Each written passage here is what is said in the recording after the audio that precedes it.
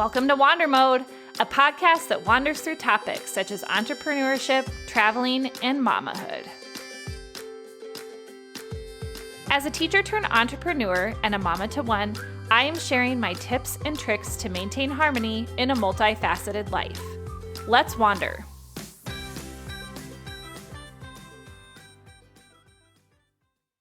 Hey Wanderers! Thanks for joining me for this episode as we dive into a topic that is pretty relevant in today's digital age: memories. We are going to explore what it really means to create memories, preserve memories, and share memories. Let's kick things off by pondering memory making itself. So, what is it all about? Well, according to most neuroscientists, actually, it's a complex process. So it's not just snapping a pic. It actually involves all of our senses in order to first encode a memory and then subsequently store and retrieve a memory. Encoding is where it all begins. This is the stage where your brain takes in all of the sensory input from your experiences and it turns it into a neural code. And different parts of your noggin, like the hippocampus and amygdala, have their roles in encoding different types of memories. The hippocampus encodes facts and events, and the amygdala encodes our emotional memories. Once that's done, then you move on to storage. Think of it like filing away those memories for later. You've got your short-term memory for stuff like your friend's phone number, which you'll forget here in a second. And then you have long-term memory for the big stuff. And your long-term memory actually splits into explicit memory, which is for facts and events, like a fabulous vacation. And you have your implicit memory, which is for skills like riding a bike, or brushing your teeth, or typing on a keyboard. Lastly, you have the retrieval process with your memories. This is when you want to access or bring those memories back. So you're pulling them out of that storage. It's like fishing for a specific memory based on different cues or triggers. But here's the thing, your memories are never perfect. They can actually get warped over time, because they are influenced by emotions, they're influenced by other memories, they are subject to distortions and errors, sometimes depending on how much time has passed since the memory was formed. Memories have been made for all of time, but let's talk about the changes that have occurred in how we preserve our memories in order to pass them on to future generations. Our ancestors did not have smartphones. Our ancestors did not have cloud storage, yet they kept their memories alive, mostly through oral tradition in the beginning, passing down stories through generations. Cave paintings and petroglyphs came next. Those sort of gave a visual twist to preserving memories, if you will. And then after that, you had papyrus, scrolls, clay tablets, any way of recording the written word. And libraries became memory vaults for these scrolls and manuscripts. If you then fast forward to when the printing press came about in the 15th century, that really was a game changer because now it took the written word, books, and made them accessible to the masses. In the 19th century, you had the invention of photography, and that made it even easier to capture moments. And then the 20th century brought us film and videotape, which now you could not only record a still image, but you could record moving images and sound. In the digital age that we live in today, we are drowning in photos, drowning in videos, and we have so many documents. Personal blogs, YouTube, social media platforms have all become our modern day memory vaults. But here's where it gets interesting. Our memory making game has changed with the onset of all of this media. We rely on these visuals now to remember stuff, but that carries with it a lot of pros and a lot of cons.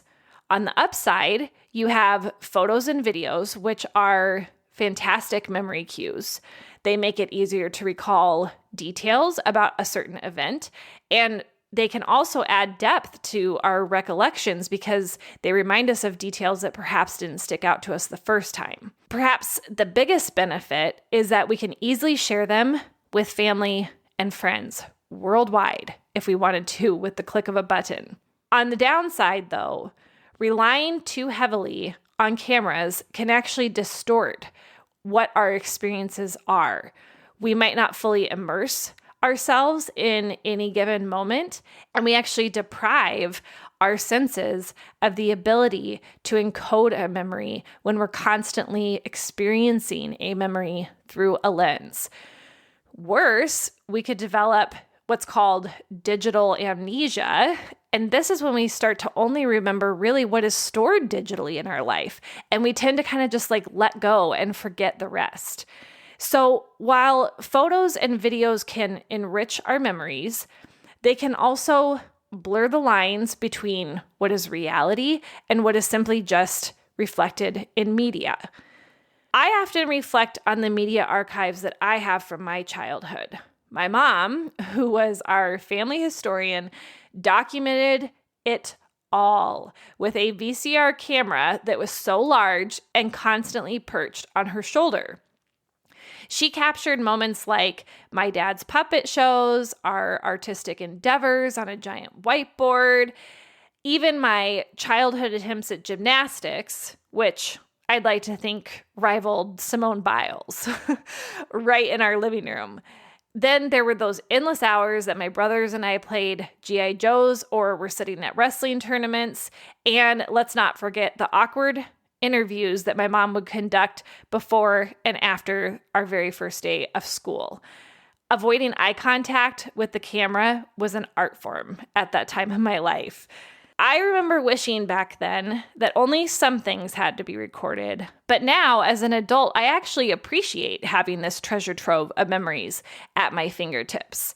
I love that we live in this time in which we are able to preserve memories both visually and orally. It is heartwarming to revisit the small and significant moments in my family's life. However, I can't help but wonder when I reminisce about my memories, how much of what I recall is me genuinely remembering what happened, or how much of it is because I've seen a lot of my life on tape. Generally, kids develop the ability to form and remember memories at around the ages of 3 to 4 years old. Typically, these memories are really fragmented. They're more like a snapshot rather than a full-length movie. But here's what's intriguing. The accessibility of digital media, which features ourselves, might have a fascinating influence on how we remember our life experiences going forward. It could literally reshape the moments that we hold dear in our memories, and it's an incredibly intriguing conundrum that highlights that complexity between our actual experiences and our mediated versions of those experiences. Now, let's fast forward to today, where I find myself parenting in this digital age, proudly wearing the hat of our small family's historian, much to my mother's delight, as I've turned into quite the chip off the old block. I'm going to go ahead and cue a chuckle or two for that. Since Ben and I started dating, I have taken it upon myself to document our family's memories. And I have meticulously organized and cataloged photos and videos by the year or by a specific event. And I have crafted videos for every single trip we have ever embarked on. There is something very satisfying about dedicating hours to these videos, knowing that they'll serve as this time machine that can take us back to any cherished moment. We do have a little one at home now, and I'm not going to lie, most of my photos and videos naturally feature her. For over 2.5 years, I have been diligently crafting monthly videos for her so that it can be kind of like a highlight reel of her life in the making. I have zero intention of stopping this tradition anytime soon, so hopefully I will continue to find the time. Since her arrival, I have also shared these videos online, primarily on Facebook, because that's where our friends and family reside that are scattered across different states or countries for that matter. The experience of sharing our little one's life in an online community really has been nothing short of heartwarming. I love seeing all of the reactions and the responses that our memories are inciting from other people, and it makes me feel deeply connected to sort of this broader community of kindred spirits. It's like this completely beautiful thing to keep friends and family in the loop. And in addition, it creates this digital scrapbook of our life experiences and builds this support network so that we don't feel like we're parenting alone. But hold on a minute, Julie. As I'm also building an online presence through our business, which is Wonderful Rentals, and I'm pursuing a creative outlet, which is Wander Mode, my podcast and my blog, I have begun to realize that there can be such a thing as oversharing the experiences and the memories of our family. And where is that line in the sand? Well, I believe that it's different for every individual and every family. Privacy for myself and my husband, and now my little one, has become paramount. After all, my kiddo can't consent to having her life laid bare online. And this wasn't a big deal when it was just our personal blog. This wasn't a big deal when we just had a small circle of friends on Facebook. But now that I am building a business and my creative outlet has a potential public reach, I have started to ponder what changes might be necessary, especially as it relates to M. So, as I often do in moments like these, I turn to my trusty mom gut for guidance. And my trusty mom gut told me that I need to take a step back with the sharing, and I need to devise strategies that let me continue to share her, but just within tighter boundaries. This way, I can shield her from the pressures of social media comparisons or a lot of opinions about my parenting. And even more importantly, I can shield her from the genuine concern of online predators. This feeling of needing to change the way that I was sharing things was completely new for me, and I was not sure how to handle it. I had been sharing on our family blog since 2013. I have been on Facebook since its conception. But then I stumbled on Jenna Kudger's podcast about removing her kids from her social media presence. And she shared her reasons, and she embarked on a 30-day challenge to reevaluate things. Now, I don't know where she ended up after the 30-day challenge, but this struck a chord with me because despite Jenna being a prominent influencer who regularly shared her family, she was willing to make a shift that was right for her family. That made me realize that if someone with a significant online presence could do this shift, then I could too. So here's what I did. I revisited our family blog and I removed any posts that were explicitly about her. Instead, I created a separate document where she could still access those memories down the road. I set up a smaller, more intimate Facebook group where only selected individuals could view her monthly videos. Furthermore, I consciously decided to use only her initials or share pictures of her with non-defining features regarding anything related to my creative outlet, which is Wander Mode, my podcast and blog. She is undeniably a huge part of my life, but as I've mentioned, I'm multifaceted. Wander Mode is all about me and my journey. And even though she's a significant part of it, I can continue to share aspects of her while maintaining her anonymity. I am striking a balance when it comes to our family trip videos. Those will continue to be shared with family and friends as we're all together and making wonderful and lasting memories as a family unit.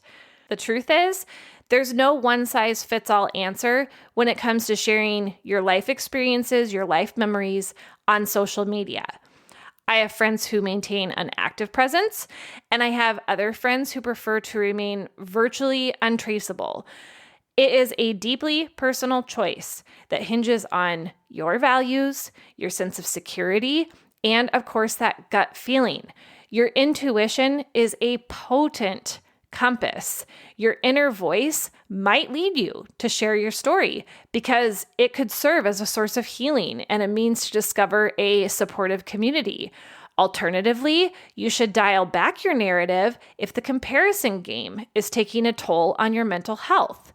Perhaps your intuition suggests that sharing aspects of your kids' lives is safe because you live this unique lifestyle and you have stringent controls over what you share.